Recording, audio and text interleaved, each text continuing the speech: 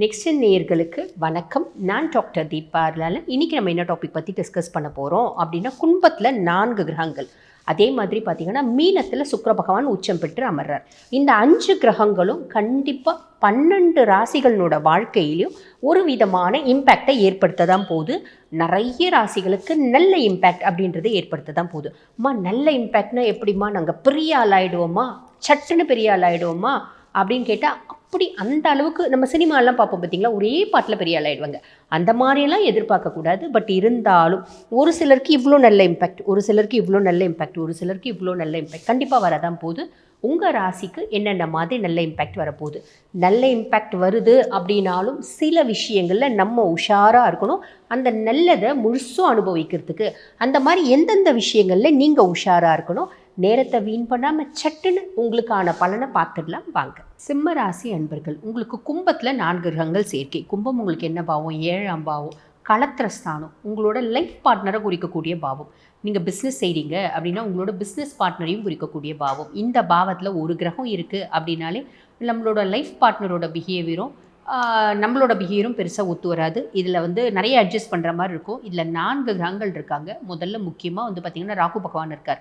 அதனால் என்ன ப்ளஸ், உங்களோட லைஃப் பார்ட்னரால் ஒரு பெருத்த ஆதாயம், பெருத்த பணவரவு, பெருத்த அதிர்ஷ்டம், திடீர் தனப்பிராப்தி அப்படின்றது ஏற்படும்.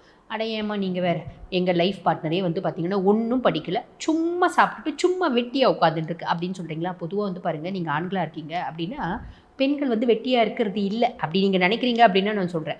அவங்க பார்த்திங்கன்னா குடும்ப பொறுப்பு அப்படின்றது இருக்குது. அதை பார்க்குறதே பெரிய கஷ்டம். அதை நீங்கள் பார்த்தா மட்டும்தான் தெரியும். சரி, அப்படியே நீங்கள் சொல்கிறீங்க அப்படின்னு கூட அப்படியே நானும் கூட ஒத்துக்கிறேன். அப்போ அவங்களால எப்படி வரும் அப்படின்னு நீங்கள் கேட்குறீங்க. அந்த மாதிரி இருக்க பர்சனாலிட்டியை நீங்கள் அவங்களால எப்படி வரும்னு நான் சொல்கிறேன். அவங்க பாருங்கள், ஏதோ ஒரு ஏழ்மையான குடும்பத்தில் பிறந்தவங்களாக இருந்தாலும் அவங்களுக்குன்னு ஒரு காணி இடம் இருக்குன்னா கூட அந்த ஒரு காணி இடத்த வியாபாரம் பண்ணி அந்த வருமானம் அப்படின்றது வரும் பார்த்திங்களா, அதில் பொண்ணுக்கு அப்படின்னு உங்கள் பேரண்ட்ஸ் கொடுப்பாங்க. அந்த மாதிரி ஏதோ ஒரு விதத்தில் அவங்களால வருமானம். அவங்க படிக்கலைங்க, இப்போ இந்த காலகட்டத்தில் பக்கத்தில் ஒரு ஃபேக்ட்ரி வந்திருக்கு, வேலைக்கு ஆள் எடுக்கிறாங்க, நான் போகலாமான்னு கேட்குறாங்க, போட்டோமான்னு கேட்குறாங்க, போனேன் அவங்க சம்பாரிச்சு கொண்டு வந்து என் கையில் அப்படியே கொடுக்குறாங்க. அந்த மாதிரி ஒரு அமைப்பு. ஆக படிச்சிருக்காங்க அப்படின்னா உங்கள் படிப்புக்கு ஏற்ற மாதிரி ஒரு நல்ல வேலை அப்படின்றது கிடைக்கும். படித்து ஆல்ரெடி வேலை செஞ்சுருந்தாங்க, இப்போ குழந்தை பிறந்ததுலேருந்து வேலையை விட்டு நின்றுட்டாங்க, இப்போ குழந்தையினோட பராமரிப்புக்காக வேலைக்கு போகல, அப்படிப்பட்ட பர்சனாலிட்டியாக இருந்தாலும் இந்த காலகட்டம் அவங்க வேலைக்கு போவாங்க, அவங்க சம்பாதிப்பாங்க. ஆல்ரெடி வேலைக்கு போயிட்டு இருந்தாங்க அப்படின்னா இந்த காலகட்டம் வெளிநாடு போகிறதுக்கான ஒரு ஆப்பர்ச்சுனிட்டி, வெளிநாட்டில் போய் சம்பாதிக்கிறதுக்கான ஆப்பர்ச்சுனிட்டி, இல்லை உள்நாட்டிலேயே ஒரு ப்ரொமோஷன், அதனால் எக்ஸ்ட்ராவாக சம்பாதிக்கிறதுக்கான ஆப்பர்ச்சுனிட்டி. புரிஞ்சிருக்கும்னு நினைக்கிறேன். நீங்கள் பெண்களாக இருக்கீங்கன்னா ஆண்கள் பற்றி ஏதோ ஒரு விதத்தில் வேலை செஞ்சுட்டு தான் இருக்க போகிறாங்க. அவங்கள பற்றி கவலைப்பட வேண்டாம். அவங்களுக்கு ஒரு இன்க்ரிமெண்ட்டு, ப்ரொமோஷன் அப்படி வரதுக்கான வாய்ப்பு. அதுக்கப்புறம் மைனஸ் ஏதாவது இருக்கா? அவங்க நல்லா சம்பாதிப்பாங்க, அதெல்லாம் ஓகே. நான் என்ன மாதிரி நீ கிடையாது, என்னோடய திறமை என்ன, என்னோடய புத்திசாலித்தனம் என்ன, என்னோடய தகுதி என்ன, நீ என்னோடய லைஃப் பார்ட்னர் அப்படின்ற மாதிரி நம்மள கொஞ்சம் தாழ்த்தி பேசுறதுக்கு வாய்ப்பு உண்டு. ஆமாம்மா, நீ தான் பெரிய ஆள், நீயே பெரிய ஆளாக இருந்துட்டு போ அப்படின்ற மாதிரி விட்டு கொடுக்கறது நல்லது. இது லைஃப் பார்ட்னர்கிட்டையும் சரி, பிஸ்னஸ் பார்ட்னர்கிட்டையும் சரி, இந்த மாதிரி விட்டு கொடுக்குறீங்க அப்படின்னு கெட்டு போக மாட்டீங்க. ரொம்ப சிம்பிள். விட்டு கொடுக்கலனா என்னம்மா ஆகும்? விட்டு கொடுக்கலனா ஒரு கேப் வரும், ஒரு பிரிவினை நோக்கி போவோம் அந்த ரிலேஷன்ஷிப். ஸோ வேண்டாம். அதுக்கப்புறம் 7ல் சூரியன். என்னோடய லைஃப் பார்ட்னரோட எனர்ஜி வேறு மாதிரி இருக்குது, பயங்கரமாக பேசுகிறாங்க. நான் 2 வார்த்தை பேசினா அவங்க 200 வார்த்தை பேசுகிறாங்க. பேசுகிறதுக்கே வழி இல்லை. ஏன்டா சாமி வாயை கொடுத்தோம் அப்படின்னு நான் நொந்துக்கிறேன். அதுவும் இல்லாமல் அவங்களோட டாமினேட்டிங் கெப்பாசிட்டி ரொம்ப ஜாஸ்தியாகுது. அவங்க டாமினேட்டிங் கேரக்டர்லாம் இல்லை, ஆனால் இப்போ அப்படியே தான் எல்லாம் அப்படின்னு ரொம்ப டாமினேட்டாக பேசுகிறாங்க. அந்த மாதிரிலாம் தோணும். என்ன பண்ணுறது? அவங்க மட்டும் பேசினா பரவாயில்ல, அவங்க அப்பாவும் இந்த மாதிரி எல்லாம் கூட சேர்ந்து பேசிட்டு, என் பொண்ணு நீ அப்படி பார்த்துக்க மாட்டேன்ற, என் பொண்ணு நீ இப்படி பார்த்துக்க மாட்டேன்ற, அந்த மாதிரிலாம் சொல்கிறாரு. என்ன பண்ண முடியும்? அமைதியாக போகணும். மார்ச் மாதம் 15ஆம் தேதி வரைக்கும் இது 7ல் பார்த்திங்கன்னா சூரியன். மார்ச் மாதம் 15க்கு அப்புறம் சூரியன் பார்த்திங்கன்னா மீனத்துக்கு போயிடுவார். அப்போ 8ல் சூரியன் போயிடுவார். அப்போ உங்கள் அப்பானோட ஆரோக்கியம், அதே மாதிரி பார்த்திங்கன்னா உங்கள் மாமனாரோட ஆரோக்கியத்தில் கொஞ்சம் கவனம் அப்படின்றத வச்சுக்கணும். மாமனாரை பற்றி எனக்கு கவலை இல்லைங்க, அப்பானோட ஆரோக்கியத்தில் கவனம் அப்படின்றத வச்சுக்கோங்க. அதே மாதிரி அரசாங்க அதிகாரிகள்கிட்ட பெருசாக பகச்சிக்கிறது, ஆர்கியூமெண்ட்டு, அவங்கக்கிட்ட பார்த்திங்கன்னா வீணாக பார்த்திங்கன்னா பிரச்சனை பண்ணிக்கிறது, அதெல்லாம் கூடாது. ஆரோக்கியத்தில் முக்கியமாக இருதயம் சார்ந்த பிரச்சனை, கண் சார்ந்த பிரச்சனை, அதே மாதிரி மைக்ரெயின், இதெல்லாம் வரத்துக்கு வாய்ப்பு உண்டு. இதில் கவனம் அப்படின்றது வச்சுக்கோ. ரொம்ப சிம்பிள். அதுக்கப்புறம் 7ல் செவ்வாய், கும்பத்தில் செவ்வாய், 7ல் செவ்வாய். அது உங்களுக்கு 7ஆம் பாவம். நான் ஆல்ரெடி சொன்னேன் இல்லைங்களா, நீங்கள் பேச, அவங்க பேச, அவங்க பேச, நீங்கள் பேச, அந்த பேச்சு பிரச்சனையாயிடும். அப்போ என்ன தான் பண்ண முடியும்? பேசாமல் அமைதியாக இருக்கணும். கோவம் தான் பேசக்கூடாது. கோவம் நீங்கள் 4 வார்த்தை பேசினா அது பெரிய பிரச்சனையாகி ஒரு விரிசல் அப்படின்றத கொடுக்கும். அதே மாதிரி பார்த்திங்கன்னா மனைவியினோட சப்போர்ட்னால ஒரு பூமி வாங்குகிற யோகம், உங்களோட லைஃப் பார்ட்னரோட சப்போர்ட்னால ஒரு ஃப்ளாட் வாங்குறது, ஒரு வீடு வாங்குறது, ஒரு நிலப்புலம் வாங்குறது, அந்த மாதிரி யோகம். ஆனால் சண்டையை மட்டும் தவிர்த்துடணும், கோவத்தை மட்டும் தவிர்த்துடணும். அதே மாதிரி மனைவியினால் அண்ணன் தம்பிங்களோட பிரச்சனை பண்ணிக்கிறதுக்கான பிராப்தமும் உண்டு. மனைவியோட அண்ணன் தம்பிங்களோட பிரச்சனை நம்மளுக்கு வர்றதுக்கும் வாய்ப்பு உண்டு. ஆக கோவத்தை தவிர்த்துருங்க. புதன் இருக்கார் கும்பத்தில், 7ல் புதன். கோவத்தை தவிர்த்தா என்னோட புத்திசாலித்தனத்தை நாங்கள் யூஸ் பண்ணுவோம். எப்படி?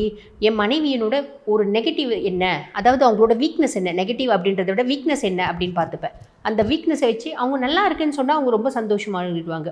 நீ அழகாக இருக்கேம்மான்னு அவங்க ரொம்ப சந்தோஷமாயிடுவாங்க. அப்போ சும்மாவே என்னம்மா இந்த புடவை எப்போ வாங்கின, ரொம்ப நல்லா இருக்கே, எப்போ வாங்கின புதுசாக அப்படின்னு கேட்டால் அது வாங்கி 15 வருஷம் இருக்கும். நம்மளுக்கு தெரியும். இருந்தாலும் நம்ம அந்த மாதிரி ஒரு வார்த்தை சொல்லணும். அவங்க அடடா இல்லைங்க இது ரொம்ப நாள் ஆச்சுங்களேங்க, அப்படி அம்மா உனக்கு அப்படி சூப்பராக இருக்குமா இந்த புடவை, அது ரொம்ப கன்றாவியாக கூட இருக்கும். ஆனால் நம்ம அப்படி தான் சொல்லணும். நல்லா இருக்குமா, எக்ஸ்ட்ராடினரி இருக்கே, நீ ஸ்ரீதேவி மாதிரி இருக்க, நீ ஐஸ்வர்யா ராய் மாதிரி இருக்க, சொல்லுங்கள் என்ன இப்போ வார்த்தை தானே, இப்படி சொன்னீங்க அப்படின்னா குடும்பம் நல்லாயிருக்கும். ரொம்ப சிம்பிள். குழந்தைங்களுக்காக நம்ம அந்த வார்த்தையெல்லாம் சொல்லலாம், தப்பே இல்லை. சரி, அதுக்கப்புறம் மீனத்தில் சுக்கிரன் உச்சம் பெற்று அமர்ந்திருக்கான். மீனம் உங்களுக்கு என்ன பாவம்? 8ஆம் பாவம், அஷ்டமஸ்தானத்தில் சுக்கிரன். அஷ்டமஸ்தானத்தில் சுக்கிரன் அப்படின்னு பயப்பட வேண்டாம், உச்சம் பெற்று அமர்ந்திருக்கான். அப்போ பெண்களால் ஆதாயம், பெண்களால் அனுகூலமான பலன்கள், பெண்களால் அதிர்ஷ்டம் வரத்துக்கு வாய்ப்பு உண்டு. நெகட்டிவ் ஏதாவது இருக்கா, பெண்களால் ட்ராப் ஆகிறதுக்கும் வாய்ப்பு உண்டு. அப்போ பெண்களுக்கு அப்படின்னு உரிய மரியாதை கொடுங்க. நட்பு நட்பாகவே இருக்கட்டும். நட்புக்கும் காதலுக்கும் ஒரு இழை தாங்க பாக்கி அப்படின்னு அந்த இழை கட்டாவும் வேண்டாம், காதலுக்கும் காமத்துக்கும் ஒரு இழை தாங்க பாக்கி அப்படின்னு அந்த இழை கட்டாவும் வேண்டாம். நேர்த்தியான நட்பு, பிரச்சனை கிடையாது. வாழ்த்துக்கள். இப்போ நான் சொல்லி இருக்கிறது பார்த்தீங்கன்னா உங்கள் ராசிக்கான கோச்சார பலன் 50% இது சாலிடாக நடந்தே தீரும். உங்கள் சுய ஜாதகத்தில் பாருங்கள் தசநாதன் என்ன தசை நடக்குது, தசநாதன் சுய ஜாதகத்தில் என்ன பாவத்தில் அமர்ந்திருக்கான். சுய ஜாதகத்துக்கு இப்போ ஒரு உதாரணத்துக்கு நீங்கள் மேஷம் அப்படின்னு வச்சுக்கோங்களேன். இப்போ என்ன தசை நடக்குது, அந்த தசநாதன் உங்களுக்கு எத்தனாம் பாவத்தினோட அதிபதியாக வரான். வீடு கொடுத்தவன் நல்லா இருக்கானா, நட்சத்திர சாரம் வாங்கினவன் நல்லா இருக்கானா, அதே மாதிரி சுபனோட பார்வை இருக்கா, அசுபனோட பார்வை இருக்கா, இது அத்தனையும் கால்குலேட் பண்ணிட்டீங்க அப்படின்னா அது எல்லாமே சூப்பராக இருக்குங்க. கடைசி தசநாதன் நல்லா இருக்கான் அப்படின்னா இந்த பலன் 100க்கு 100% உங்களுக்கு நடக்கும். தசநாதன் ஆவரேஜாக இருக்காங்க, 50% நடக்கும். புரியுதுங்களா? சரி, இப்போ இந்த பதிவை பார்த்துட்டு இருக்கோங்க. வாழ்க்கையில் பல முக்கியமான விஷயங்களை முடிவெடுக்கும் தருணத்தில் நாங்கள் இருக்கோமா.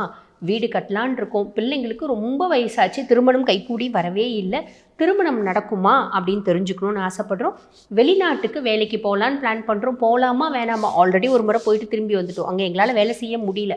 வீடு கட்டுறதுக்கான வழியும் வாய்ப்பும் இருக்கா, எத்தனையோ முறை வீடு கட்டுறதுக்கு பிளான் பண்ணோம், அது நடக்கிறதுக்கான எந்தவித அறிகுறியும் தெரியல. இப்படி பல விஷயங்கள், பல கேள்விகள் ஒவ்வொரு மனுஷங்களுக்கும் இருக்க தான் செய்யும்.